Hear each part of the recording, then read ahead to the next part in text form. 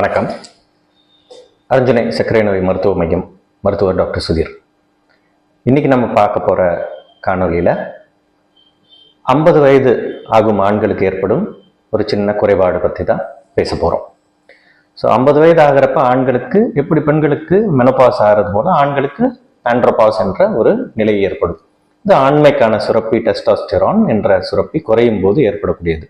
So இதனுடைய அறிகுறிகள் என்ன அப்படின்னு பார்த்தோமே ஆனால், மனச்சோர்வு, மனது ஆற்றல் குறைகிறது, தன் மேல இருக்கக்கூடிய தன்னம்பிக்கை, அவர்கள் இருக்கக்கூடிய அந்த கோபங்கள் அதிகமாக வர்றது, மனதில் ஒரு அங்கலாய்ப்பு, ஒரு அவங்களுடைய தன்னம்பிக்கை குறைஞ்சு போறது, இதெல்லாமே பெருசா தெரியும். இது மன ரீதியாக ஏற்படக்கூடியது.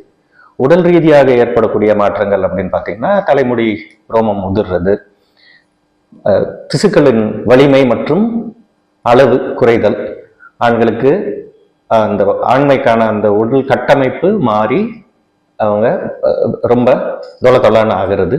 இதுதான் உடல் ரீதியாக ஏற்படக்கூடியது. அது போலவே குறையும் புனரார்வம், ஆண்மை குறைவு, இது எல்லாமே ஏற்படும்.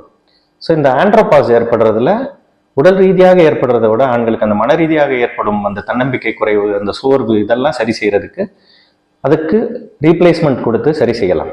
ஸோ அதுக்கு இந்த டெஸ்டாஸ்டெரான் லெவல்ஸ் பார்க்கறது அவசியம். இதை பார்த்து அதற்கான தீர்வை பெற்றுக்கொள்வது நல்லது.